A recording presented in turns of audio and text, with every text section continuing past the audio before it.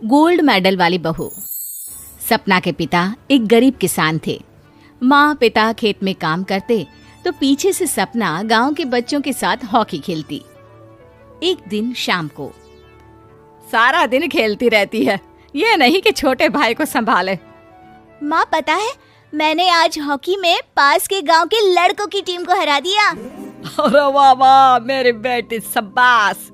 ये ले के रुपया, जा जाकर टॉफी खा ले। सपना खुशी से पिता के गले लग जाती है और बाहर चली जाती है। अरे तुम इसको बिगाड़ रहे हो, मैं ना इसकी शादी ही करा दूंगी।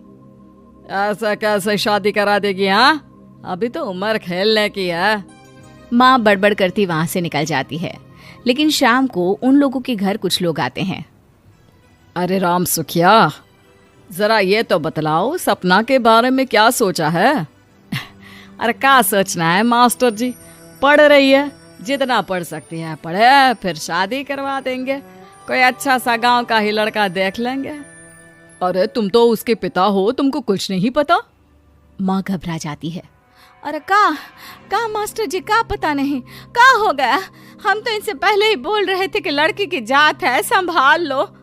अरे भाभी जी, आप भी ना कभी अच्छा भी सोच लिया करो। अरे सपना क्या खेलती है हॉकी, बड़े से बड़े आदमी भी नहीं जीत पाते हैं उससे।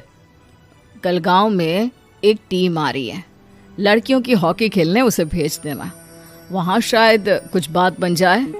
अरे ना ना मास्टर जी, कोई खेल वेल नहीं करवाना हम लोगों को, वो भी शहर के लोगों के साथ तो बिल्कुल भी ना। शहर के लोगों को ना कोई भरोसा नहीं होता मास्टर जी। अरे कैसी बात कर रही हो सपना की माँ, बुरा आदमी तो हर जगह मिल जाएगा, उसके लिए शहर का और गांव का। हाँ हाँ मास्टर जी, हम लोग तैयार हैं, कल आ जाएगी सपना वक्त से। माँ के लाख मना करने पर भी पिता सपना को हॉकी टीम के लिए भेज देते हैं। शाम को सपना वापस आती है, लेकिन लट के मुंह से। और क्या हो गया, मार खाई हो का? कौन मारेगा हमें? कोई मार वार खाकर नहीं आए। अरे फिर शकल पर 12 क्यों बजे हैं, बताओगी? देखो माँ, आप समझोगी नहीं, बताकर फायदा क्या है? अरे बिटिया रानी, हम तो समझेंगे ना, हमें ही बता दे। सपना पापा के गले लग जाती है। पापा, मैं ना सिलेक्ट हो गई हूँ भारत की हॉकी टीम में खेलने के लिए। अरे वाह, ये तो बहुत ही खुशी की बात है मेरे बच्चे। फिर मेरी गुड़िया काहे परेशान है? पापा, मुझे दिल्ली जाना पड़ेगा आगे की प्रैक्टिस के लिए। माँ जो सारी बात सुन रही होती है, जोर से चिल्लाती है। एक पैसा नहीं है मेरे पास, समझे? कुछ नहीं दूंगी। शादी के लिए लड़का फाइनल भी कर दिया है, कल्ले का बेटा, वो शादी कर लेगा तुमसे। सपना पिता की ओर देखती है। अरे देख सपना, खेलने दिल्ली जाना है तो सिर्फ इसी शर्त पे कि आकर कल्ले से बेटे से चुपचाप शादी कर लेगी, बोल। अरे ठीक है ना, कल्ले का बेटा तो बहुत ही समझदार है, सरकारी नौकरी है उसकी, मान गया वो तो सपना शादी कर लेगी। सपना भी धीरू, जो कि कल्ले का बेटा था, उसे जानती थी। वो मन ही मन सोचती है कि शादी तो वैसे भी होनी है, लेकिन माँ की ये शर्त मान गई तो जीवन जीने का एक मौका तो जरूर मिलेगा। हाँ, मुझे मंजूर है। हाँ, तो कल मैं उन लोगों को बुला लूं? पिता और सपना दोनों एक दूसरे को देखते हैं। अब माँ ठीक है ना, बुलाने की क्या जरूरत है, वो लोग पसंद कर रहे हैं ना मुझे, वही ठीक है। बस आप तो मेरा दिल्ली का बैग पैक कर दो। सपना दिल्ली जाती है, दिल्ली टीम के लिए खेलने के लिए। सपना खूब अच्छा खेलती है और गोल्ड मेडल जीत कर आती है। जब वो गांव आती है तो उसका जोरदार स्वागत होता है। हर कोई सपना सपना चिल्ला रहा होता है। और सपना के पापा, तुम्हारी बेटी ने तो गांव का नाम रोशन कर दिया है। गांव की तरफ से तुम लोगों को गांव में पक्का मकान और सपना को परिषद में पक्की नौकरी देने के लिए हम तैयार हैं। अरे वाह वाह, पक्का मकान, ये तो बहुत अच्छी बात है, लेकिन सपना की नौकरी नहीं चाहिए हमें। हाँ, कैसी बात कर रही हो सपना की माँ?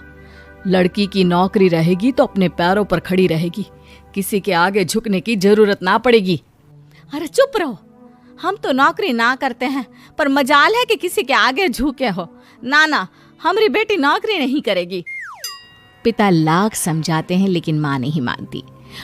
और फिर वो दिन भी आ जाता है जब सपना को अपने कहे अनुसार लड़के से शादी भी करनी पड़ती है। ससुराल में। ए बहू, तू रोज रोज सुबह कहाँ जाती है? घर का सारा काम निपटा कर कहाँ भागती है? माँ का घर तो पास ही है, वहीं निकल जाती है क्या? नहीं माँ जी, मैं हॉकी खेलने जाती हूँ, मुझे खेलना पसंद है। खेलना पसंद है? अरे कैसी बात कर रही है बहू, शादी के बाद तो कोई लड़की खेलती फैलती नहीं है, वो घर का काम काज देखती है। सपना कुछ नहीं कहती।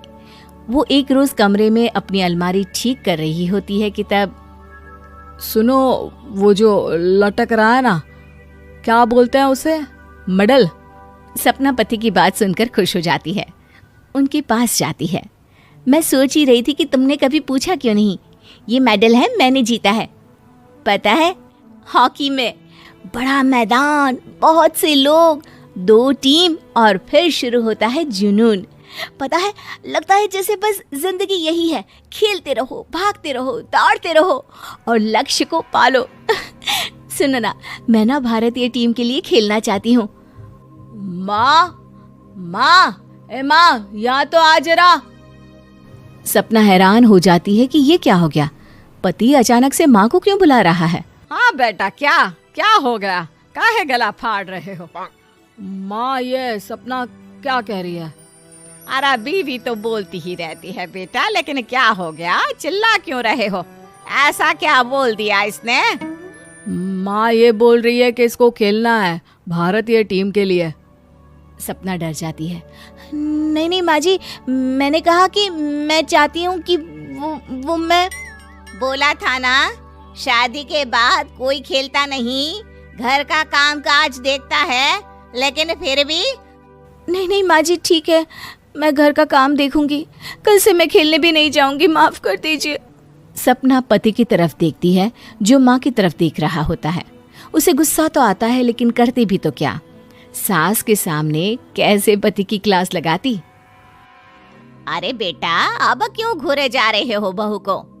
माँ, अभी इस बात का फैसला करके जाना, वरना ये तो तेरे कमरे से जाने के बाद मुझे। अब चुप हो जाइए आप, छोटी सी बात का बतंगड़ मत बनाइए। छोटी सी बात? बहू, ये कोई छोटी बात नहीं है।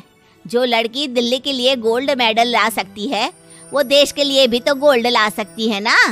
हम लोगों को किसी चीज की कमी नहीं है बहू, घर का काम तो कोई भी कर लेगा, लेकिन देश का नाम रोशन करने के लिए सपना चाहिए। जा बहू, तेरी ट्रेनिंग का सारा इंतजाम तेरे पति ने कर दिया है, जा खेल और देश का नाम रोशन कर। सपना की आंख में आंसू आ जाते हैं। वो सोचती है कि बेटियों को मायके के साथ अगर ससुराल में भी सहयोग मिले तो ऐसा कोई काम नहीं जो वो नहीं कर सकती है।